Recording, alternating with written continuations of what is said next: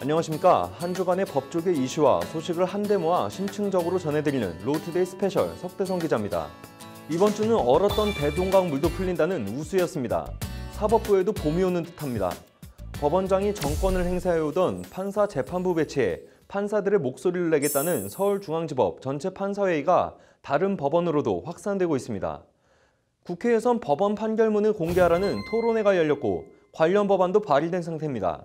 최연소 장기수 출신 강용주 씨는 보안관찰법 위반 무죄 판결을 받았습니다. 먼저 로인사이드부터 보시겠습니다. 네, 서울중앙지법이 어제 전체 판사회의를 열었습니다. 로인사이드 석대성 기자 나와 있습니다. 석 기자, 서울중앙지법 전체 판사회의 안건이 뭐였나요? 크게 두 가지입니다. 네. 그 법관 사무분담위원회 구성과 그 기획법관 추천 이렇게 두 가지인데요. 네. 어제 오후 4시 그 바쁘고 재판 많기로 유명한 그 서울지법에서 전체 판사 327명 중에 절반 이상인 175명이 그 전체 회의에 참석을 했습니다.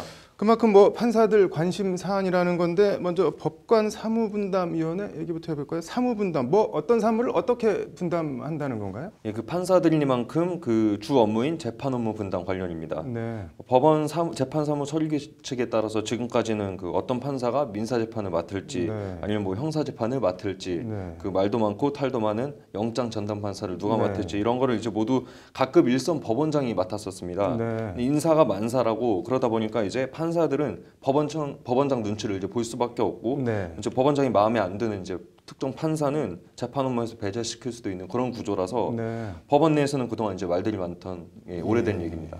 그래서 이걸 뭐 앞으로 어떻게 하겠다는 건가요? 일단 기본적으로는 법원장 재량으로 해오던 그 법관 사무분담을 앞으로 이제 위원회를 만들어서 재판부를 이제 증설하거나 또 폐지하거나 판사를 배치하거나 이런 걸 이제 민주적으로 시행하겠다는 겁니다. 네, 위원회라고 하면은 위원 구성은 어떻게 되나요? 일본의 직급별로 되게 고르게 구성이 됐는데요. 일단 부장 판사와 단독 판사, 그다음에 합의부 배석 판사 이렇게 직급별로 각 2명씩 이제 6명이 구성이 됐고 추천이 됐고요. 여기에 이제 민사 제1, 2 수석부장 판사랑 그 형사 수석 판사 등 총 9명이 이제 활동을 하게 됩니다. 그런데 인사가 법원장 재량인데 판사들이 이렇게 모여서 전체 회의를 열어서 우리 이렇게 하자 뭐 이렇게 하기로 결정을 했다고 이게 뭐 바로 시행이 될 수 있는 건가요? 어떤 건가요? 일단 그 서울중앙지법의 경우에는 이제 신임 민중기 법원장이 그 법원 민주화 방안을 이제 논의해 보라고 지시를 했고 이에 따라서 이제 어제 판사회의가 진행이 된 겁니다. 그만큼 이제 무리가 없이 시행이 될 것으로 보이고요. 중앙지법 이제 한 판사는 법원장 마음대로 이제 재판장을 정하는 그런 관행이 사라질 것이라고 이제 기대감을 숨기지 않았습니다.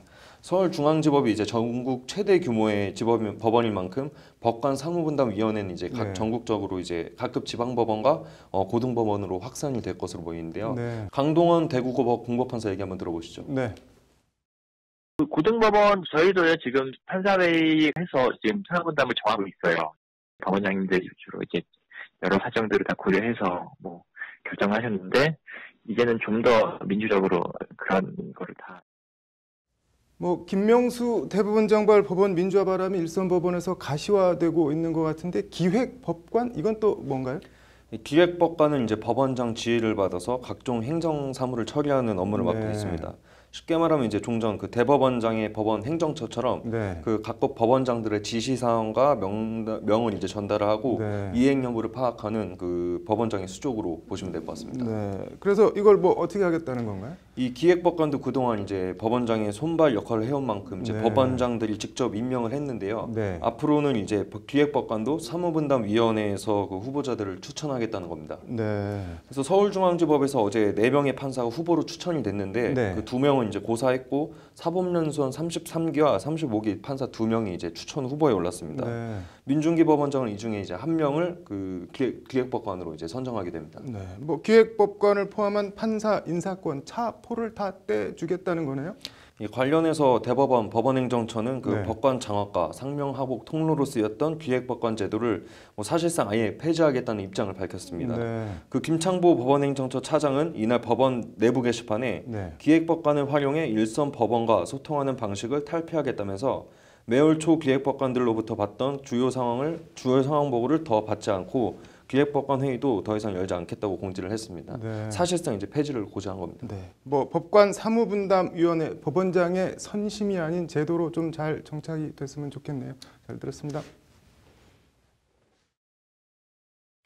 네, 국회에서 오늘 오후 사법 절차 투명화를 위한 판결문 공개 방안이라는 이름의 토론회가 열렸습니다. 로인사이드 정한솔 기자가 다녀왔습니다.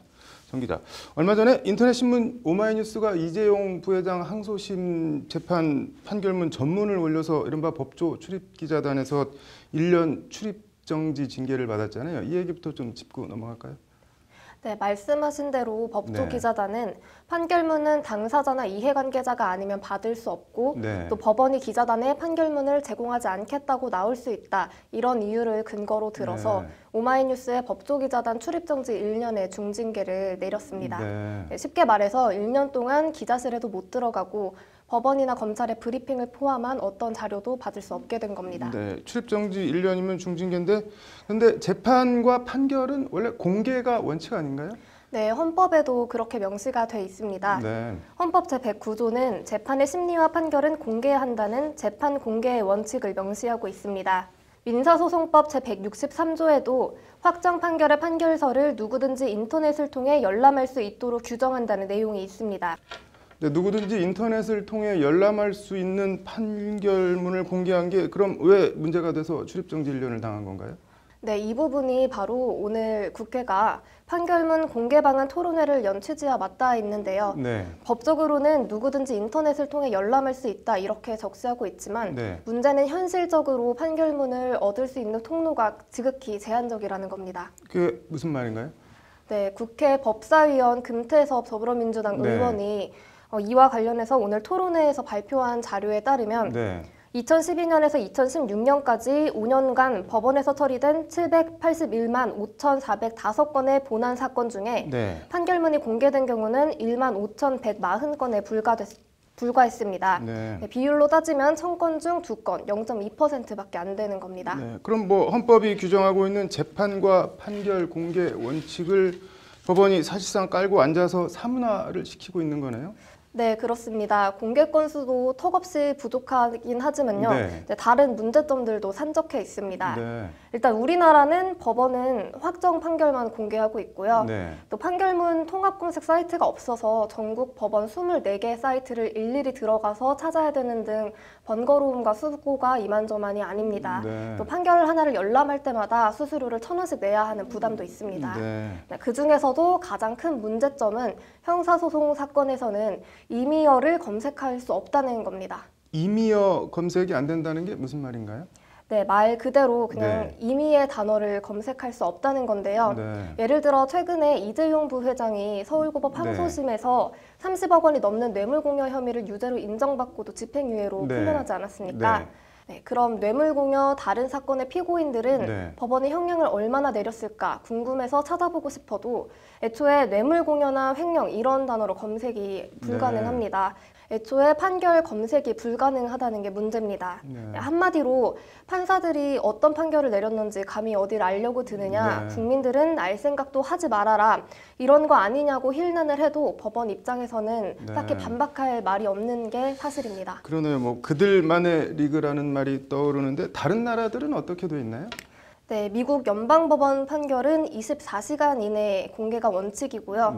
영국이나 네덜란드는 일주일, 그리고 프랑스는 한 달, 독일은 3개월 이내에 판결문을 공개하는 게 원칙입니다. 그리고 이들 나라들 모두는 확정 판결 전이라도 1, 2심 판결 모두를 공개하도록 하고 있습니다. 또 그뿐 아니라 하나의 사이트에서도 전부 판결문을 찾아볼 수가 있는데요. 중국의 경우에는 전국에 3,000개 이상의 재판소가 있는데 이 판결문을 하나의 사이트에서 일주일 이내에 공개하도록 하고 있습니다. 만약에 공개가 되지 않을 경우에는 판사가 비공개 사유를 정확하게 적시하도록 하고 있습니다. 뭐 우리나라도 뭔가 개선이 확실히 필요해는 보이는데 토론회에서는 어떤 방안들이 거론됐나요? 네, 앞서 언급한 문제들이 그대로 개선점으로 지적이 됐습니다. 확정 판결 전이라도 1, 2심 판결문을 모두 공개하자, 또 임의어 검색을 허용하자, 그리고 하나의 검색 사이트에서 검색이 가능하도록 하자, 이런 내용인데 한마디로 말하면 판결문 좀 공개하고 좀 네. 찾아볼 수 있도록 해달라 이런 내용입니다. 네. 금태섭 의원이 현재 이런 관련 내용이 담긴 민사소송법과 형사소송법 일부 개정안을 대표 발의한 상태입니다. 네. 사법부의 투명성을 제고하고 네. 또 법원의 신뢰를 회복하기 위해서는 판결문의 신속하고 완전한 공개가 급선무돼야 된다는 게 오늘 토론 참가자들의 네. 모두 의견이 모였습니다. 네. 이른바 법조 기자단을 고리로 하는 언론과 법원, 검찰 사이 견고한 카르텔도 깨고 국민 알 권리도 신장하고 법원에 대한 신뢰도 제고하고 일석삼조 사조 같은데 안 하겠다고 하면 뭔가 다른 뜻이 있다고밖에 볼 수는 없겠네요. 잘 들었습니다. 1985년 구미 유학생 간첩단 사건에 연루돼 14년간 옥살이를 했던 최연소 비전향 장기수 출신 강용주 씨에 대한 보안관찰법 위반 재판에서 1심 법원이 무죄를 선고했습니다. 오늘 로인사이드 신세아 기자와 보안관찰법에 대해 이야기해 보겠습니다. 어서 오십시오. 네. 먼저 최연소 비전향 장기수 출신이라고 하는데 강용주 씨가 어떤 인물입니까? 네, 강용주 씨는 전남대 의대 재학 중에 23살이던 지난 1985년에 당시 안기부가 발표한 구미 유학생 간첩단 사건에 연루가 돼서 사형이 구형이 된 적이 있었습니다. 예. 그런데 이듬해인 1986년에 무기징역을 선고받았는데요. 네, 이 사건은 안기부 발표 당시 때부터 고문, 폭행 그리고 조작 간첩 논란이 컸던 사건인데요. 네. 강용주 씨는 김대중 대통령 집권 후인 1999년 2월 대통령 사면으로 풀려나게 됩니다. 근데 이때까지 이른바 전향서 제출을 거부하고 14년간 복역을 하면서 책의 최연소 장기수로 기록이 됐습니다. 그렇군요. 네, 현재는 광주에서 가정의학 전문의로 일하고 계신데요. 5.18 유족과 부상자들을 위한 이 광주 트라우마 센터라는 초대 이사장을 지냈고 지금은 군부 독재 시절 조작 간첩 등 자기와 같은 피해를 입었던 피해자들을 위한 재단법인 진실의 힘 이사로 활동을 하고 있습니다. 네. 더불어 보안관찰 신고를 거부하면서 20년 가까이 국가와 긴 싸움을 하고 있습니다. 그렇군요. 정말 끈질기면서도 좀 일관된 삶이라는 생각이 드는데 보안 관찰을 좀 정확히 알고 넘어가야 할 것 같습니다. 네, 보안관찰은 거슬러 올라가면 1936년 일제 때 만들어진 보호관찰령이라는 것에 그 뿌리를 두고 있습니다. 예. 한마디로 일제가 말을 듣지 않는 조선인, 이게 이른바 불령선인이라고 하는데요. 예. 이들의 동태를 파악하고 관리하기 위해서 만든 제도라고 합니다. 해방 이후에는 이게 사라졌다가 유신 때인 1975년 사회안전법이라는 이름으로 30년 만에 다시 부활을 했고요. 예. 1989년에 보안관찰법으로 개정이 돼서 지금까지 이어지고 있습니다. 일제시대 때는 독립군 같은 불령 선인들이 보호 관찰의 대상이 됐다고 하지만 요즘 같은 시대에는 어떤 사람들이 대상입니까? 네, 보안관찰법에는 국가보안법이나 내란 음모 혐의로 3년 이상의 형을 선고받은 사람은 보안관찰 처분 대상으로 삼는다. 이렇게 돼 있습니다. 그렇군요. 무엇 때문에 이렇게 보안 관찰을 한다는 것이죠? 네, 이것도 보안관찰법에 나와 있는데요. 예. 특정 범죄를 범한 자에 대하여 재범의 위험성을 예방하고 국가의 안전과 사회의 안녕을 유지함을 목적으로 한다. 이렇게 돼 있습니다. 만약에 이 보안 관찰 대상자로 지정이 되면 어떻게 되는 건가요? 네, 보안관찰 대상자로 지정이 되면 3개월마다 자기의 주요 활동 내역을 관할 경찰서에 신고를 해야 되는데요. 예. 예를 들어 이사나 해외여행 그리고 심지어 국내에서도 10일 이상 여행을 가려면 관할 경찰서에다 미리 신고를 해야 합니다. 한마디로 누구를 만나서 무엇을 했는지 그리고 또 무엇을 할 예정인지를 국가에 다 신고를 해야 된다고 보면 되는데요. 그렇군요. 그러니까 보안 관찰 대상자인 강용주 씨가 이런 신고들을 다 거부를 했다는 거네요. 네, 보안관찰법은 보안관찰 처분 기간을 일반적으로 2년으로 하고 있습니다. 법무부 장관은 검사의 청구가 있는 때에는 보안관찰 처분 심의위원회에 이 심의를 거쳐서 기간을 갱신할 수가 있는데요. 예. 강용주 씨는 1999년 사면된 후에 2년마다 지금까지 모두 7차례에 거쳐서 보안관찰 대상자로 재지정됐습니다. 18년간 어떻게 보면 이 창살 없는 감옥 생활을 계속해오고 있는데요. 예. 그동안 강용주 씨는 일관되게 이 보안관찰법상 관련 신고를 거부하고 있습니다.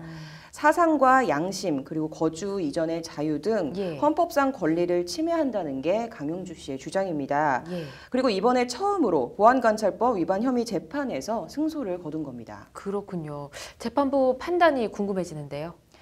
네, 검찰은 강 씨에 대해서 징역 1년을 구형을 했고 그저께 1심 판단이 나왔는데요. 서울중앙지법 형사 4단독 조광국 판사는 강 씨가 국가보안법을 위반해 다시 범죄를 저지를 위험성이 적은데도 보안관찰기간을 갱신한 것은 위법하다며 강 씨가 신고 의무를 이행하지 않은 것을 처벌할 수 없다고 판시했습니다.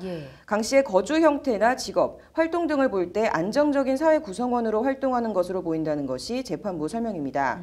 재판부는 나아가 보안관찰기간 갱신 처분이 위법하면 법치주의 원칙상 기본권 보장 규정을 위반한 것이라고 덧붙였습니다. 네, 이 보안관찰기간 갱신 처분이 위법하다라는 건 어떤 의미인가요?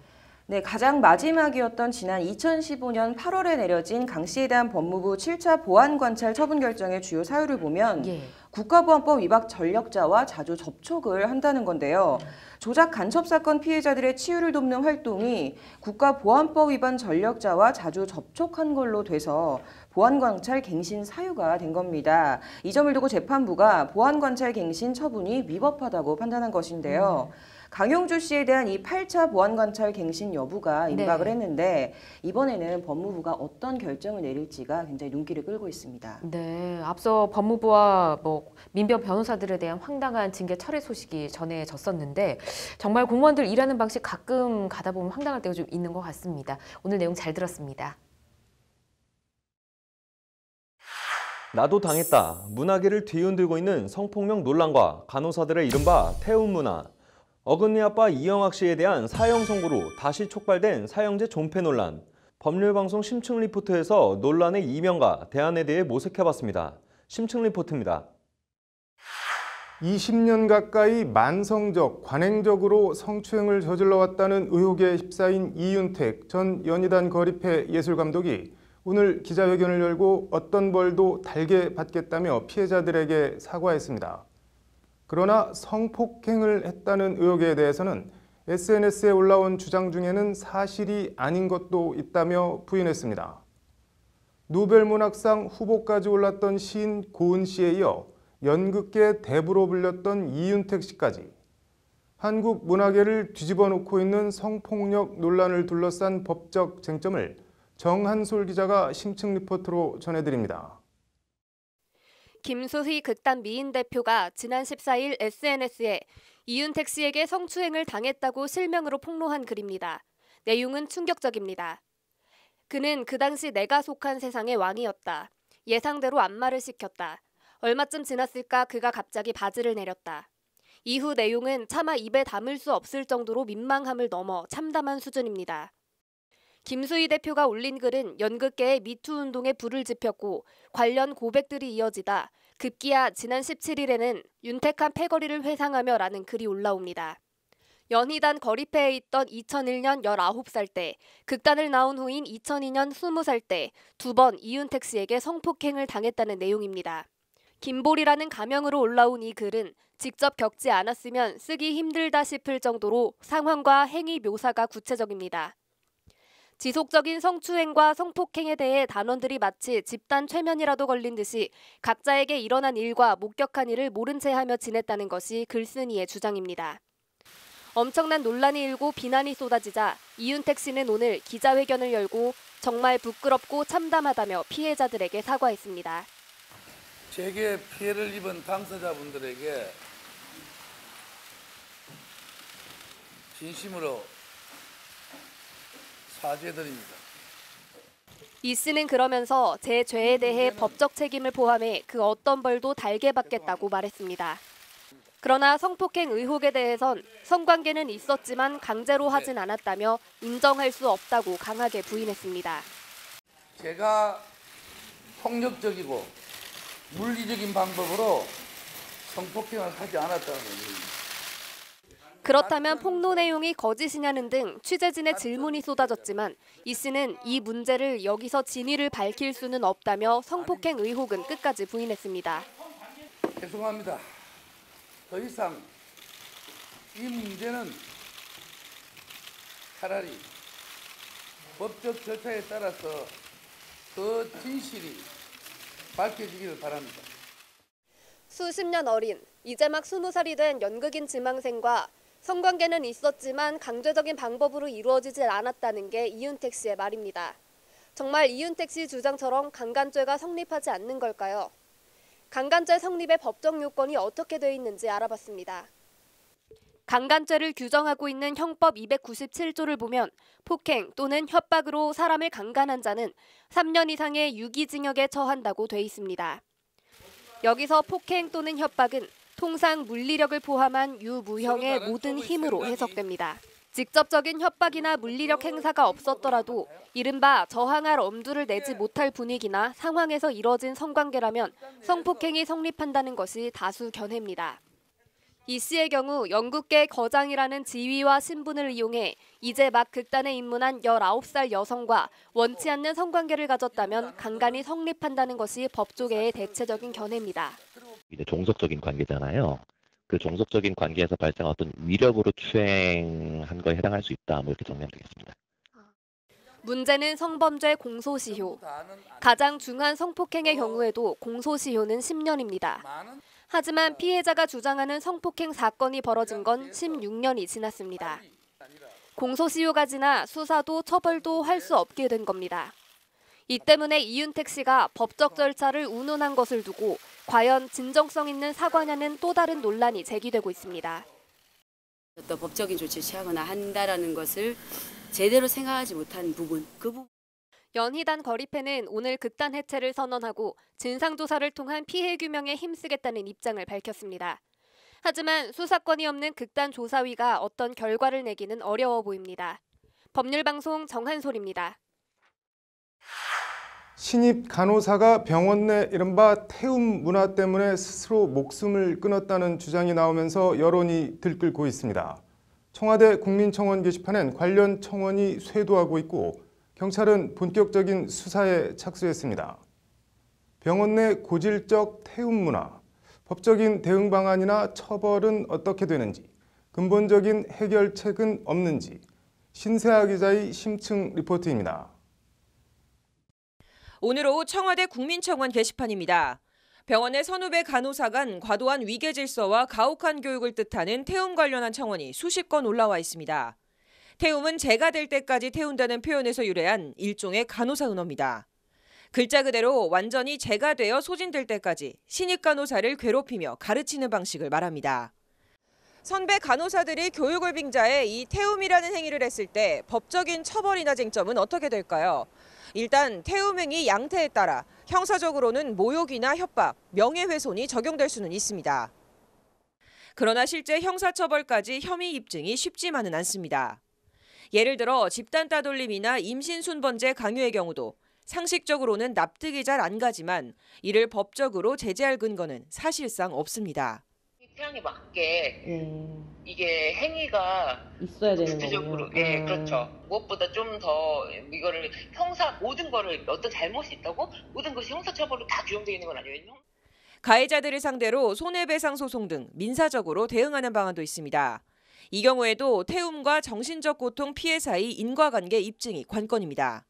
사실은 이 개개인한테 손해배상 청구를 하는 건 생각보다 상당히 어려워요. 만약에 제가 개인적으로 손해배상 청구를 하면은 내가 모든 인과관계를 증명을 해야 되지만 관리 책임을 물어 병원을 상대로 손해배상을 청구하는 방안도 있습니다. 그러나 어렵게 병원 책임이 인정된다 해도 그 범위는 제한적입니다. 실제 관련 판례도 있습니다. 지난 2005년 광주 한 대학병원 수술실에 배속받은 신입 간호사 전모 씨가 태움으로 인한 극심한 스트레스를 호소하다 스스로 목숨을 끊은 사건입니다.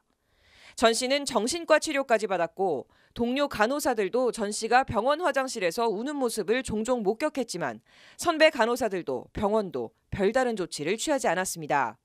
그럼에도 법원은 병원 과실을 20%만 인정했습니다. 스트레스에 취약한 전 씨의 기질이 이 사건의 한 원인으로 전 씨 과실이 80%, 병원 과실은 20%로 제한한다는 게 법원 판단입니다. 지금 이렇게 자살하는 경우에는요. 이게 인과관계가 중요해요. 인과관계를 인정받으려면은 이 사람이 다른 스트레스 원인이 없는 상태에서 오로지 이것이 가장 크고 이것으로 인해서 정신적으로 이게 이제 자살까지 의료 전문가들은 병원 태움 문화를 간호사들의 고질적이고도 열악한 근무 환경을 원인으로 꼽습니다. 국민청원 게시판에도 관련 글들이 여러 건 올라와 있습니다. 태움은 몇몇 인성 나쁜 간호사들 때문이 아니라 의료 시스템 때문이다. 밥 한 끼 먹지 못하고 화장실 한 번 가지 못하는 간호사에게 단지 친절하라고 강요하지 말아달라는 호소입니다. 우선 최소한의 간호사 인력 확충부터 해달라는 겁니다. 실제 OECD 조사에 따르면 간호사 1명당 담당 환자 수는 미국 5명, 일본 유럽은 7명에서 8명 선인데 비해 우리나라는 15명으로 일본 유럽의 2배, 미국의 3배에 달하는 것으로 나타났습니다. 아무래도 병원 측에서 인원을 좀 많이 뽑지는 않거든요. 그래서 간호사가 다른 OECD 국에 비해서 굉장히 높은 수준입니다. 환자의 생명을 다루는 만큼 철저한 교육이 필요하다는 이유로 아직도 간호사 세계에선 불문율이나 통과의례처럼 여겨지는 태움 문화. 법적인 처벌이 아니라 간호사 교육 방식과 인력 확충 등 근본적 개선책 마련이 필요해 보입니다. 법률방송 신세아입니다. 네, 아빠라는 말을 여기다 붙여야 하는지는 모르겠지만 중학생 딸 친구를 성추행하고 살해한 어금니 아빠 이영학 씨에게 1심 법원이 오늘 사형을 선고했습니다. 대법원에서 형이 확정된다 해도 그러나 사형이 실제 집행될지는 미지수입니다.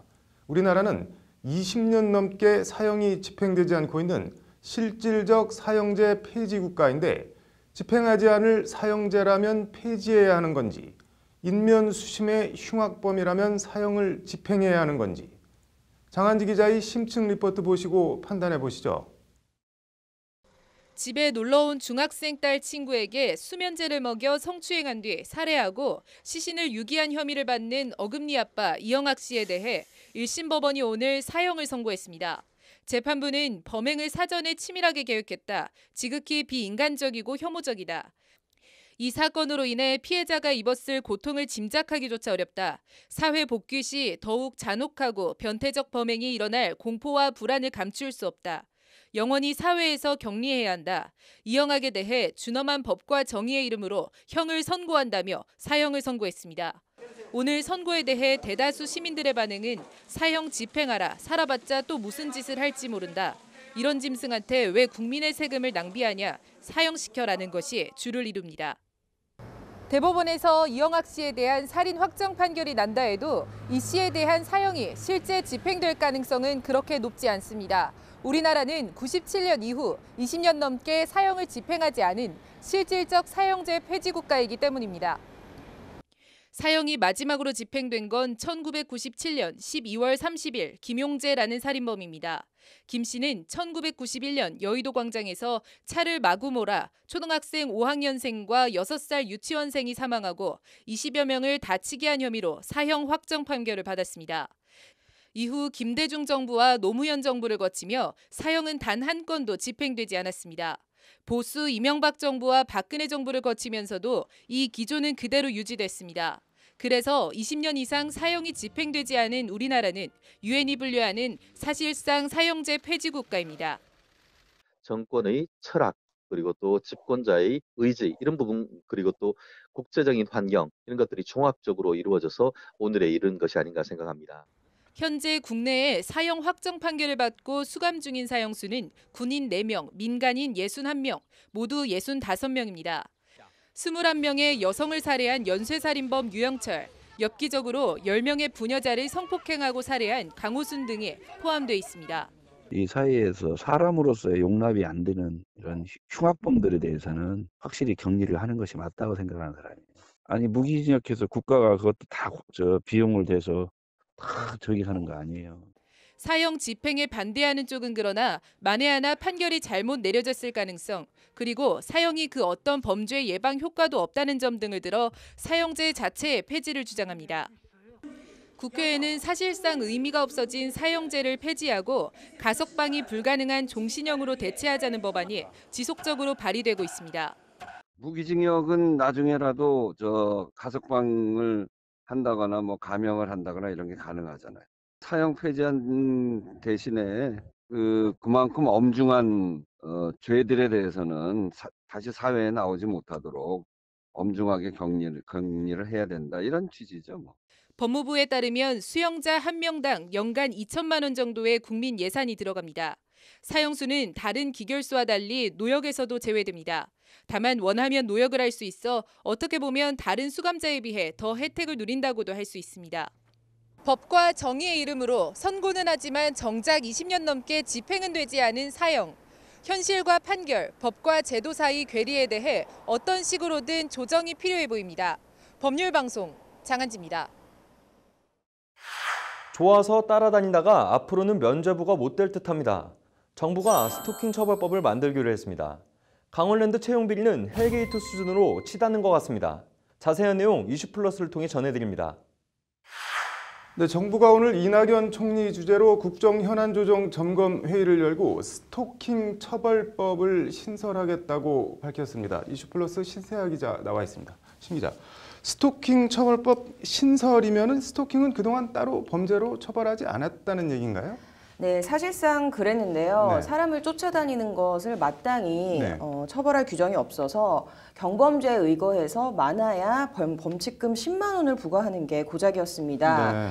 벌금은 형벌의 한 종류지만 범칙금은 형벌이 아니기 때문에 네. 범죄로 처벌받지 않았다. 이렇게 봐도 무방할 것 같습니다. 네. 그러면은 스토킹 처벌법을 만들면은 뭐가 어떻게 달라지는 건가요? 네, 처벌을 하려면 먼저 특정한 행위, 예를 들면 네. 살인은 사람을 죽이는 행위, 강도는 위력으로 타인의 재물을 강탈하는 행위, 이런 식으로 처벌 대상 행위를 정의를 내려야 하는데요. 네. 마찬가지로 범죄 행위로서 스토킹의 정의도 내려질 것으로 보입니다. 네, 어떻게 정의를 하겠다는 건지 말이 나온 게 있나요? 네, 일단 법무부가 밝힌 기준은 3가지인데요. 네. 먼저 정당한 사유 없이 상대방 의사에 반해서 이례적이 아닌 지속적, 반복적으로 따라다녀 상대방에게 불안감이나 공포감을 주는 행위를 스토킹으로 정의할 계획이라고 밝혔습니다. 네. 이 조상철 법무부 기획조정실장은 네. 해외 사례를 두루 참고했다고 밝혔습니다. 네, 뭐 그렇다고 하더라도 뭐가 됐든 아무 해코지도 안 하고 그냥 좋아서 따라다니는데 그런 것도 처벌해야 되느냐, 뭐 그런 반발이 나올 수도 있을 것 같은데 어떤가요?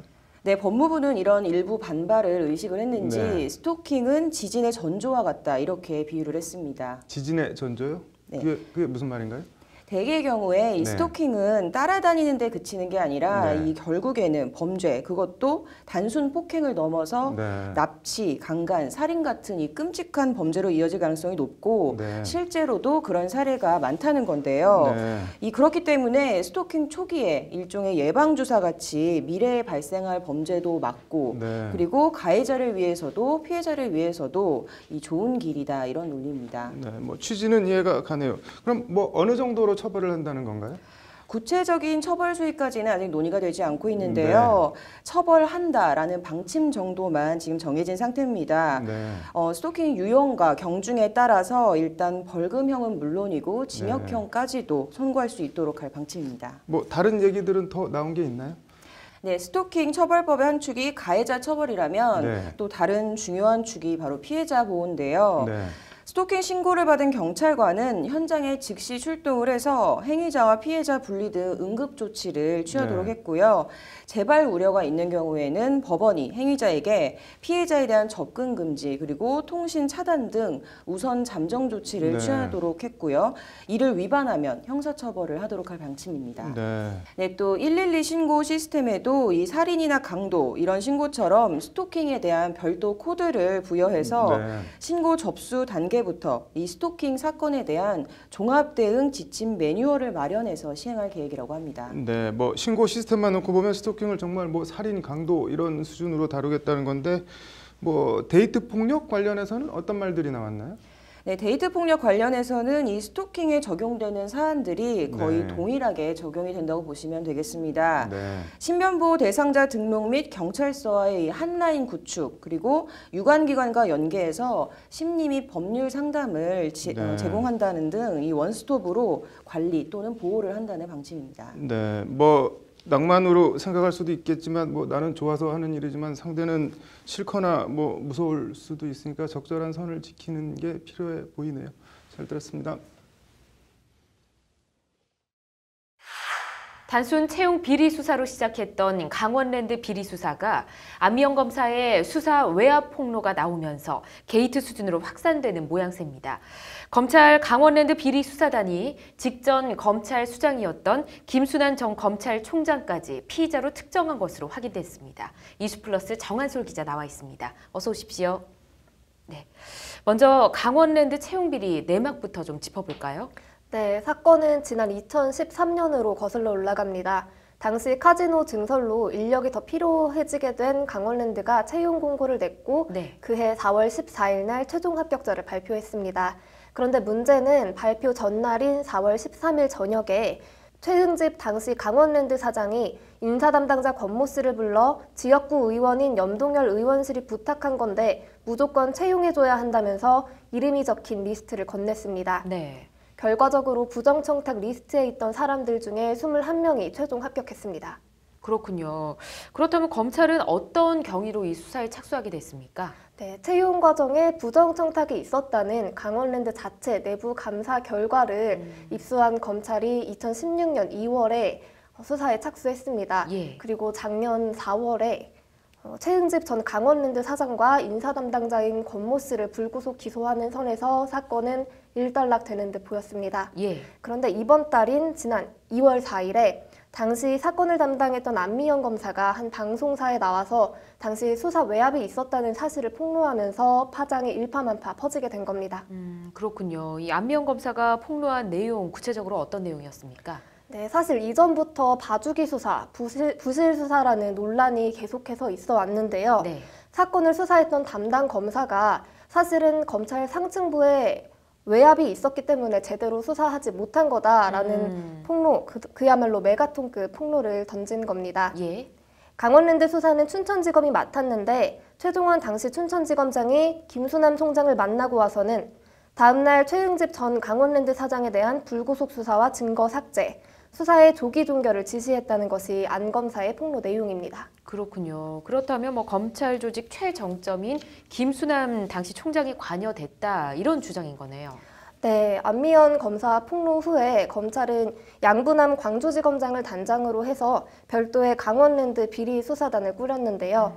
수사단은 어제 현 서울 남부지검장인 당시 최종원 춘천지검장과 이영주 현 춘천지검장, 그리고 당시 춘천지검 차장검사였던 박계연 현재 서울고검 검사 등 수사라인 주요 관계자 6명의 사무실을 전격적으로 압수수색했습니다. 검찰을 압수수색한 이례적인 일이 벌어진 건데요. 이 압수수색 영장에 보면 김수남 전 검찰총장이 피의자로 적시가 돼 있습니다. 상명하복으로 똘똘 뭉친 검찰 조직이 바로 직전 검찰총장을 피의자로 적시한 만큼 안미연 검사의 폭로 내용을 그만큼 무겁게 받아들이고 있다는 뜻으로 해석하면 되겠습니다. 그렇군요.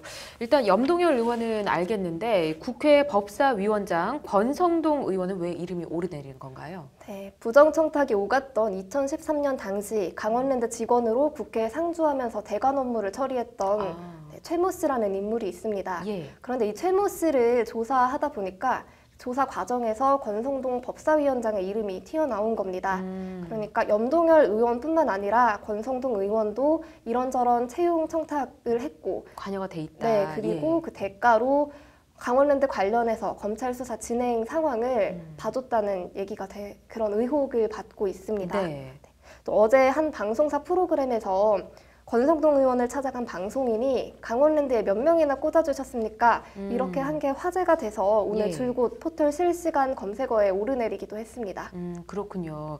합리적으로 추론을 좀 해보자면 검찰총장을 움직일 정도면 국회 법사위원장 정도는 돼야 정황상 맞는 것이다. 이렇게 추론을 좀 해볼 수가 있을 것 같은데 일단 수사 무마나 외압이 사실이라면 어떤 수준의 처벌을 받게 될까요? 네, 아마 검찰이 기소를 한다면 직권남용 혐의로 기소할 가능성이 가장 높습니다. 형법 123조는 공무원이 직권을 남용하여 사람으로 하여금 의무 없는 일을 하게 하거나 사람의 권리 행사를 방해한 때에는 5년 이하의 징역, 10년 이하의 자격정지 또는 1,000만 원 이하의 벌금에 처한다고 명시하고 있습니다. 권성동 의원이 김수남 전 총장 등에게 수사 무마를 부탁을 했다면 이건 의무 없는 일을 하게 한 것, 그 사항에 해당이 되는 거고요. 또 김수남 전 총장 등이 수사 외압을 행사를 했다면 사람의 권리 행사를 방해한 것에 해당이 됩니다. 대법원 판례도 있는데요. 2007년에 대법원은 검찰의 고위 간부가 내사 담당 검사로 하여금 내사를 중도에 그만두고 종결 처리토록 한 행위가 직권남용 권리행사 방해죄에 해당한다고 판시한 바 있습니다. 그렇군요. 이 국회 법사위원장의 전직 검찰총장까지 정말 초대형 게이트가 되어가는 것 같은데 과연 이 검찰 수사단이 강원랜드 비리를 어디까지 파헤칠지 좀 지켜봐야 할 것 같습니다. 오늘 잘 들었습니다. 해외에 있던 이학수 전 삼성 부회장은 왜 굳이 귀국해서 다스, 미국 소송비 대납 범죄 사실을 검찰에 자복한 걸까요?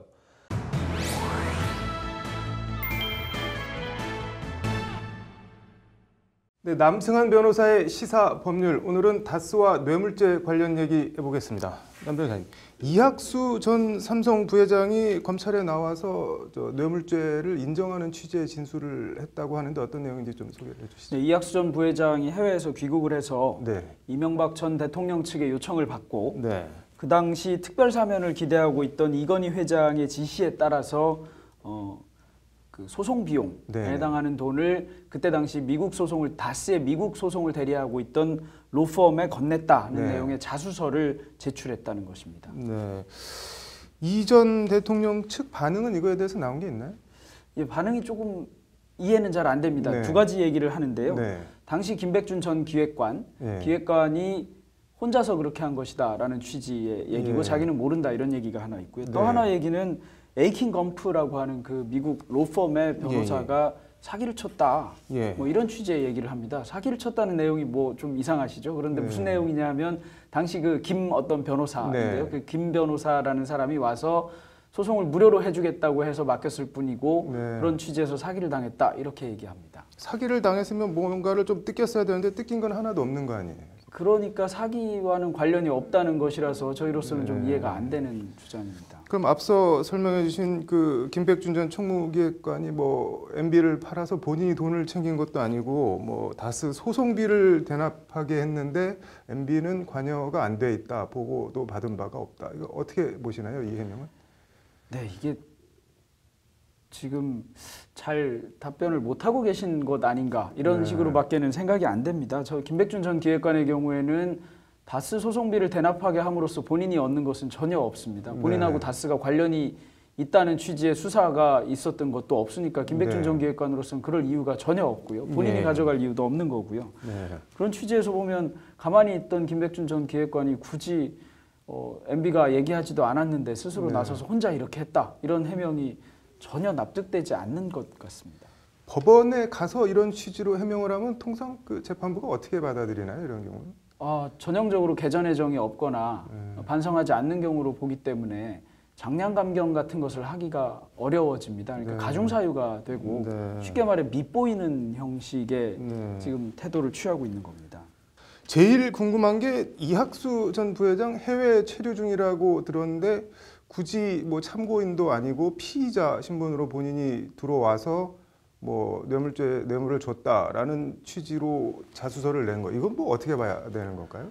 일단 파악하기로 뇌물죄와 관련된 수사가 매우 구체적으로 많이 이루어졌다라는 생각을 삼성 측에서 한 것이 아닌가 싶습니다. 그러니까 굳이 자수하지 않아도 기소되거나 또는 뭐 조사받을 수 있다 이런 생각을 한 것인 것 같고요. 그렇게 되는 경우에는 자수서를 제출하면 아까도 말씀드린 대로 임의적 감경 사유에 해당합니다. 그러니까 수사에도 협조했고 자수서도 제출한 마당이니 좀 봐달라 이런 사인을 보내는 것일 수도 있습니다.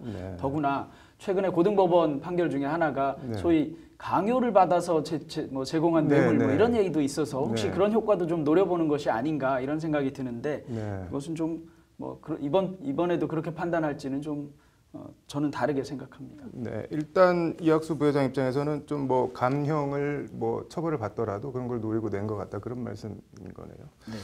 관련해서 내일 조금 더 얘기 들어보고 오늘 잘 들었습니다. 여성의 자기 결정권과 태아의 생명권, 정말 대립하는 양립할 수 없는 가치일까요? 대한변협이 인권 차원에서 낙태죄 폐지를 조망해보는 토론회를 열었습니다. 법률방송이 단독 보도해드린 법무부의 민변 변호사들에 대한 황당한 징계 착수. 결국 국회 사개특위에서 법무부가 질타를 받고 징계를 철회했습니다. 현장을 법률방송이 취재했습니다. 법률방송 현장기획입니다.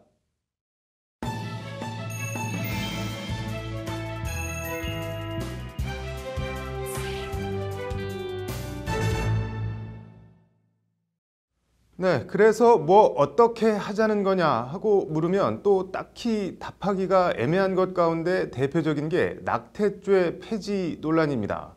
오늘 대한변협에서 열린 2017년도 인권보고대회에서 이 낙태죄 폐지에 대한 토론이 진행됐습니다. 낙태죄 폐지 논란, 여성의 자기 결정권과 태아의 생명권 사이, 대안은 없는 걸까요? 정한솔 기자가 변협 인권대회 토론 현장을 취재했습니다. 대한변협의 오늘 임신중절과 낙태죄 처벌 토론회는 임신중절 실태보고로 시작했습니다. 연세대 보건대학원 등의 조사에 따르면 우리나라에선 연간 15만 건 이상의 불법 임신중절이 시술되는 것으로 나타났습니다. 전체 임신중절의 95% 이상이 불법 임신중절이라는 설명입니다. 그러나 낙태죄로 처벌받는 경우는 극히 일부인 연간 10여 건 정도로 낙태죄는 사실상 사문화했다는 진단입니다. 한국의 임신중절 실태와 이 낙태죄 처벌 실태가 어떠한지를 인권보고서에서 보고하고 이 실태 위에서 어떤 논의가 이루어져야 하는가. 낙태죄를 폐지해야 한다는 쪽은 우선 낙태죄가 사실상 사문화했는데 이를 그대로 유지할 이유가 없다는 입장입니다. 임신중절한 여성에게 죄의식만 심어주고 심지어 상대 남성의 협박수단으로 쓰이는 경우까지 있으니 폐지해야 한다는 겁니다. 나랑 만나주지 않으면 너 나랑 사귈 때 낙태했던 거를 고발하겠다. 사실 누가 봐도 폭력적이고 비난받을 만한 행위를 하는 것은 남성 쪽입니다. 그렇지만 법적으로는 남성이 법과 정의를 지키는 시민이고 여성은 어쨌든 범법자 신분인 것입니다. 그렇지만 무조건적인 낙태죄 폐지가 능사가 아니라는 반론도 만만치 않습니다. 키울 수 없으니 자유롭게 낙태할 수 있게 해달라는 식의 주장은 말이 안 된다는 지적입니다. 낙태를 고민하지 않도록 사회 인프라를 구축할 의무가 있다. 이런 것들에 대해서는 저 모두 다 동의하고 있습니다. 그러니까 뭐 낙태를 자유롭게 해주면 그러면 그런 문제가 다 해결되지 않는다는 것은 다 알고 있지 않습니까? 배인구 변호사는 그러면서 안전하고 건전한 낙태를 위한 국가의 책무를 강조했습니다. 지정 병원에서만 허용되는 사유로 낙태 수술을 할 수 있도록 강제해 낙태 건수의 정확한 파악과 모니터링, 이를 통한 여성 건강과 모성 보호를 위한 국가 차원의 관리가 필요하다는 겁니다. 제가 중점적으로 말씀드리고 싶은 것은 인간의 생명을 보호해야 될 의무가 있는 국가는 마땅히 태아의 생명을 보호해야 되고 아울러서 여성의 자기 결정권도 존중해야 된다고 생각을 합니다. 어떤 권리의 대립이 아니라 국가가 생명 보호 의무가 있다라는 그 점을 강조하고 싶은 것입니다. 낙태죄 폐지 쪽 입장도 여성의 건강과 안전을 최우선으로 해야 한다는 데는 의견이 다르지 않습니다. 다만 구체적인 방법에 있어선 낙태죄를 폐지해 지금처럼 숨어서 몰래 임신중절을 받지 않도록 해야 한다는 입장입니다. 이런 환자로서의 기본적인 권리를 보장받기는커녕 또 스스로 이제 사회적인 낙인을 의식해서 내 건강을 지금 내가 살피는 게 맞나 이런 식의 생각을 하면서 죄책감을 느끼기도 하거든요. 강론에서 일부 엇갈리긴 했지만 낙태죄 폐지 여부는 태아의 생명권이냐 여성의 자기결정권이냐 식으로 일도양단 결정될 수 있는 성질의 것이 아니다. 낙태는 결국 정부의 거시적인 출산정책, 나아가 복지정책 차원에서 다뤄져야 한다는 데에는 참가자들이 모두 인식을 같이 했습니다. 해묵었지만 어떻게 보면 해묵어서 더 시급히 풀어야 되는 문제일지도 모를 낙태죄 폐지 논란. 변협은 오늘 토론 내용을 바탕으로 다음 주 중 2017년도 인권보고서를 발간할 계획인데 복지부와 법무부 등 범정부 차원의 논의와 대안 모색이 필요해 보입니다. 법률방송 정한솔입니다. 법무부의 민변 소속 변호사들에 대한 황당한 징계 착수. 얼마 전 법률방송이 단독 보도한 바 있는데요. 오늘 국회에서 열린 사법개혁특별위원회 첫 전체 회의에서 이 문제가 도마 위에 올랐습니다. 박상기 법무부 장관은 고개를 숙였고 변호사 징계제도 자체에 대한 개선을 검토하겠다고 밝혔습니다. 현장을 장한지 기자가 취재했습니다. 지난 8일 법률방송 단독 보도입니다. 법률방송이 단독 입수한 박근혜 정부 시절 고 김영한 민정수석이 작성한 비망록입니다. 2014년 9월 6일 작성된 메모에는 이런 내용이 나옵니다. 장경욱 변호사 철저 고발건 조사, 변호사 정지, 법무부 징계 이런 단어들이 나열돼 있습니다. 그리고 한 달 뒤인 10월 26일 작성된 메모입니다. 민변 변호사 징계 추진 현황 보고요라고 돼 있습니다. 시국 사건이나 세월호 등과 관련 박근혜 정부 당시 정권에 밑보인 민변 변호사들에 대해 청와대와 법무부, 검찰이 징계를 추진했다는 내용입니다. 해프닝으로 끝나는 듯했던 이 사건은 그러나 지난 2일 법무부가 민변 변호사 3명에게 징계위원회 개최 통보서를 보내며 다시 불거졌습니다. 법률방송이 어제 단독 보도해드렸는데 법무부가 오늘 민변, 김인숙, 김희수, 장경욱 변호사에 대한 변호사 징계위원회를 열었습니다. 변호사법상 변호사 징계권을 가지고 있는 대한변협 김현 회장은 법무부 변호사 징계위 개최에 하고 한숨만 쉬었습니다. 오늘 국회 사개특위 첫 전체 회의에선 법률방송 보도 관련 내용이 질의됐습니다. 민변 변호사 징계 추진 현황 보고 이런 메모도 있습니다. 굉장히 악의적으로 활용이 됐던 사건입니다. 공안 사건의 변호인을 징계 제도를 악용하여 겁박한 것에 다름 아닌 것입니다. 이재정 의원은 그러면서 그런데도 징계위 개최를 강행한 법무부를 강한 어조로 질타했습니다. 짧게 줄여서 제가 언급하겠습니다. 절차적으로 위법하기도 합니다. 또 실체적으로도 위법합니다. 실체적 징계 사유 없음에도 불구하고 이재정 의원은 나아가 검찰이나 법무부에 의해 악용될 소지가 있는 현행 법무부 변호사 징계제도 자체를 손봐야 한다고 목소리를 높였습니다. 징계제도 자체의 문제점에 대해서 아직도 이제 명확하게 문제인식을 가지고 있지 못한 것처럼 보입니다. 징계제도에 대해서도 한번 이제 고민을 해볼 필요가 있다는 생각. 박상기 법무부 장관은 관련 보고를 받았다며 징계제도 자체를 검토해보겠다고 몸을 낮췄습니다. 법무부가 변호사들을 어떤 정치적인 이유라든가 다른 이유로 해서 이렇게 감독하거나 그래서는 안 된다고 생각하고 있습니다. 그런데 징계제도 자체를 다시 한번 검토를 해보겠습니다. 악용되지 않도록 그렇게 하겠고요. 징계위에 회부됐던 민변 변호사들은 이런 일이 되풀이되지 않도록 하기 위해서라도 당시 부당 위법한 징계를 추진했던 사람들에 대한 조사와 처벌이 이뤄져야 한다는 입장을 밝혔습니다. 정권의 하수인이 돼서 이런 절차를 진행한 김기춘, 당시에 서울지검, 그다음 법무부, 해당 검사들 그 사람들에 대한 감사와 처벌이 뒤따라야 된다고 생각해요. 황당한 징계에 착수했다가 모양새만 잔뜩 구기게 된 법무부. 변호사 징계제도 자체를 검토하겠다고 밝힌 법무부가 어떤 조치를 내놓을지 주목됩니다. 법률방송 장한지입니다. 개헌 시계가 빨리 돌아가고 있습니다. 대한민국 최고 헌법 전문가들이 모인 한국헌법학회 수장 고문현 교수를 법률방송이 만났습니다. 현 시기 개헌은 시대 정신이라고 하는데 법률방송 인터뷰 보시겠습니다. 오늘 오전 국회에선 문화 분야 헌법 개정 토론회가 열렸고 오후엔 경찰청에서 영장 청구제도 관련한 개헌 토론회가 열렸습니다. 모두 한국헌법학회 주최로 열린 토론회인데요. 빨라지고 있는 개헌 시계. 대한민국 최고 헌법 전문가들이 모인 한국헌법학회 회장 고문현 교수를 만나 개헌의 의미와 헌법의 시대 정신 얘기를 들어봤습니다. 로투데이 인터뷰 정한솔 기자입니다. 숭실대 연구실에서 만난 고문현 한국헌법학회장은 깡마른 체구의 꼿꼿한 모습이 천생 헌법학자처럼 보였습니다. 자리에 앉자마자 한바탕 헌법 강의로 인터뷰를 시작합니다. 일단 우리가 1948년에 헌법을 만들고 나서 1987년까지 9번, 9차에 걸쳐서 개헌이 됐었는데 아시다시피 87년부터 지금까지 30년이 지났어요. 입던 옷도 크면 또 그 마차가 서로 입어야 되듯이 헌법도 이승만 재선을 위한 발췌 개헌과 기상천외의 4.4.5입 개헌, 박정희 3선을 위한 3선 개헌과 종신 대통령을 꿈꿨던 유신 개헌, 그리고 전두환 대통령 추대를 위한 간선제 체육관 선거를 만든 신군부의 8차 개헌까지. 8차까지 대한민국 개헌사는 오로지 권력자의 집권 유지가 그 목적이었습니다. 그래서 장충남 체육관에서 이제 추대해서 박수만 치면 되는, 그렇게 해서 전두환 대통령이 선출이 됐고, 물러나고 나서라도 뒤에서 수렴 청정하려고 대통령도 선출할 때 선거인단에 의한 선출을 계속 고집을 했었어요. 직선제 개헌은 없다는 전두환 정권의 1987년 4.13 호헌 조치.